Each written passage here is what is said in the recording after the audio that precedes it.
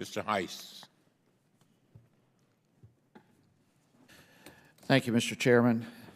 I think we all are very much aware of the effects of surveillance on people. Their behavior certainly changes.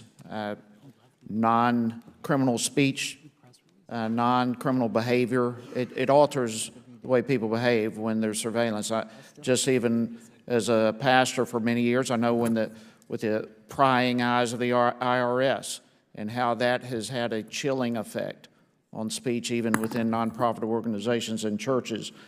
So this is an extremely serious thing when we know the possibility of surveillance is out there. Ms. Del Greco, has the FBI ever, you mentioned a while ago the facial services unit or something to that effect.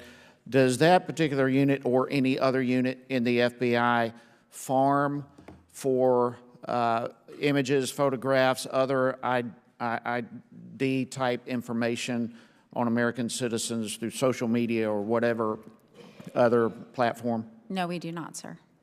Does the FBI, have they ever purchased from a third-party contract or wherever else images, photographs, ID information? No, sir. The FBI retains only criminal mugshot photos. Okay. Mr. Chairman, I would like to ask to be submitted to the record. Here's an article by Joseph Cox of Vice News, Socio Spider, a tool bought by the FBI to monitor social media.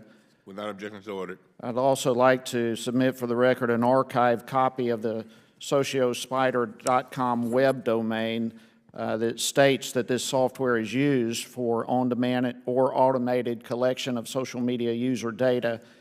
I would like that to be submitted.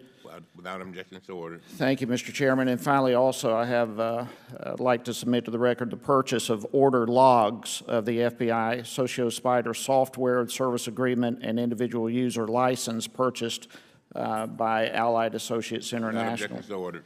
Thank you. Ms. Del Greco, there have been software purchased by the FBI, and I don't know where you're coming from to not be aware of that. Sir, I would have to find out from the other entities within the FBI. I represent the technology that's used for criminal justice purpose at the CJIS division. So there's a whole nother avenue of facial recognition technology taking place within the FBI that you know nothing about. Not that I'm aware of, sir. Well, evidently, if you don't know anything about this, there is. We can look into it, sir. Okay, we most certainly can. So are you saying then that, to your knowledge, there's no software, although there is, that's being used by the FBI to collect information on U.S. citizens? I'm only aware of the use of our system for criminal justice purpose, sir.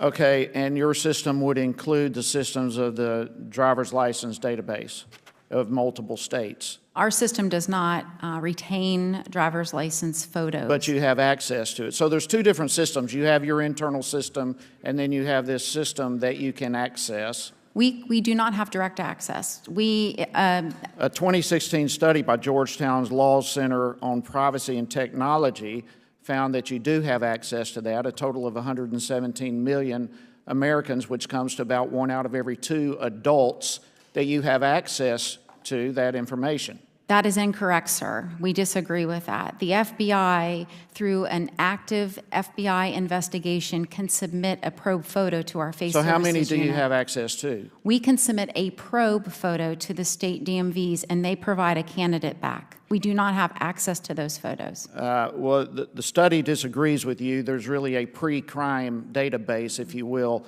I've got a little bit of time. I do want to yield to the ranking member the remaining time. Thank you.